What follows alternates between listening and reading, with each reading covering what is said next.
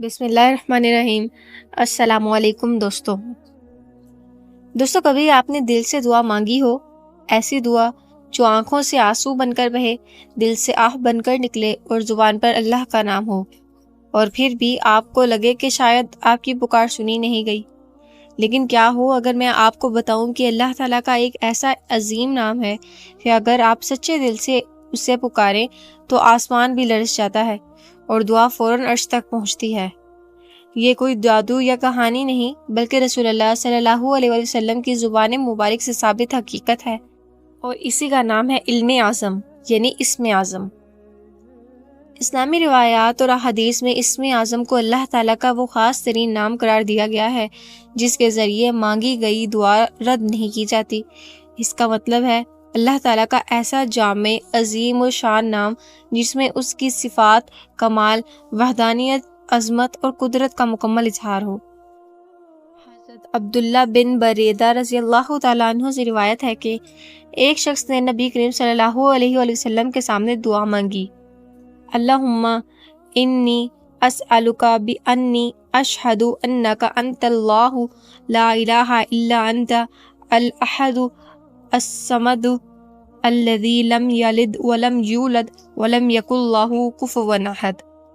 رسول اللہ صلی اللہ علیہ وسلم نے فرمایا، اس نے اللہ سے اسم اعظم کے ساتھ دعا مانگی ہے، جب اس سے مانگا جائے تو عطا کرتا ہے، اور جب اس سے پکارا جائے تو جواب دیتا ہے۔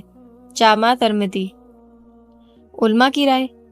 اسلامی علماء اور مفسرین کا کہنا ہے کہ اسم اعظم کوئی ایک خاص لفظ نہیں، بلکہ اللہ تعالیٰ کے اسماء حسنیٰ میں سے وہ اسم ہے جو انسان کے دل، نیت اور خلوص کے مطابق اثر کرتا ہے۔ امام نووی رحمۃ اللہ فرماتے ہیں کہ کچھ علماء یا حیّ یا قیوم کو اسم اعظم مانتے ہیں، جبکہ بعض کے نزدیک اللہ الرحمن الرحیم یا ذوالجلال والاکرام اسم اعظم میں شامل ہیں۔ امام ابن قیم رحمۃ اللہ لکھتے ہیں، جب بندہ اللہ کے کسی ایسے نام سے دعا کرتا ہے جو اس کی حالت کے مطابق ہو، جیسے مصیبت میں یا لطیف، بیماری میں الشافی اور تنہائی میں الودود، تو وہ اسم اس کے لیے اسم اعظم بن جاتا ہے۔ امام غزالی رحمۃ اللہ کے نزدیک اللہ کا وہ نام جس میں اس کی تمام صفات جمع ہو جائیں وہی اسم اعظم ہے۔ اسی لیے بعض لوگ اللہ، بعض لوگ الرحمن الرحیم، بعض لوگ ذوالجلال والاکرام اور بعض الحی والقیوم کو اسم اعظم مانتے ہیں۔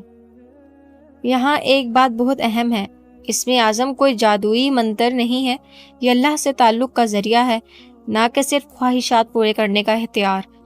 اللہ تعالیٰ کے عظیم ناموں سے دعا مانگنے کے لیے ضروری ہے کہ نیت خالص ہو، دل جھکا ہوا ہو، دل میں یقین ہو کہ اللہ سنے گا، دعا کے ساتھ گناہوں سے توبہ بھی ہو۔ اللہ تعالیٰ قرآن پاک میں فرماتے ہیں، جس کا ترجمہ ہے، اور اللہ ہی کے لیے سب سے اچھے نام ہیں، لہٰذا اسے انہی ناموں سے پکارو۔ سورہ الاعراف۔ سوچیں اگر ہمیں وہ دروازہ مل جائے، وہ راز، وہ کنجی جو ہماری دعاؤں کو آسمان تک پہنچا دے اور بد نصیبیوں کو کھول دے، تو کیا ہم اسے اپنائیں گے؟ یہی اسم اعظم ہے، دل سے پکارا گیا اللہ کا وہ عظیم نام جس سے زمین و آسمان ہل جاتے ہیں۔ لیکن یاد رکھیے، اصل طاقت الفاظ میں نہیں بلکہ یقین، عاجزی اور اخلاص میں ہے۔ اگر ہم دل سے پکاریں، آنکھ سے روئیں، زبان سے اللہ کا نام لیں، تو رب کہتا ہے، مجھے پکارو، میں تمہاری دعا قبول کروں گا۔ تو آج کی رات، آج کا لمحہ ہو سکتا ہے وہی لمحہ ہو جس میں آپ کا رب آپ کے دل کی فریاد سن لے۔ بس ایک بار دل سے کہہ کر دیکھو، یا اللہ تو ہی کافی ہے۔ مگر یاد رکھیے، یہ علم اعظم کوئی جادو، تعویذ یا ٹونا نہیں ہے، یہ اللہ سے تعلق کی ایک پاکیزہ کنجی ہے۔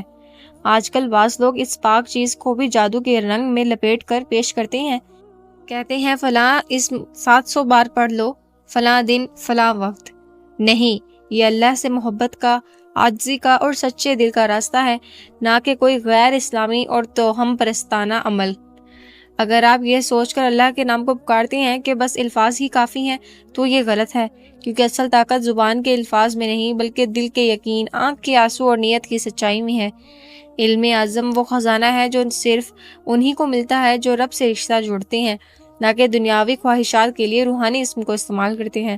لہٰذا کسی عامل، کسی جعلی پیروں یا جادو کے دھوکے میں نہ آئیں، اپنے رب کو خود پکاریں، وہ قریب ہے، سننے والا ہے، جواب دینے والا ہے۔ اللہ تعالیٰ قرآن میں فرماتے ہیں، جس کا ترجمہ ہے، اور جب میرے بندے آپ سے میرے متعلق سوال کریں تو کہہ دیجئے کہ میں تو قریب ہوں، پکارنے والے کی پکار کا جواب دیتا ہوں جب وہ مجھے پکارتا ہے۔ سورہ البقرہ۔ بس دل سے پکارے، یقین کے ساتھ، اور پھر دیکھیں رب کیسے دروازے کھولتا ہے جو آپ نے کبھی سوچے بھی نہ ہوں گے۔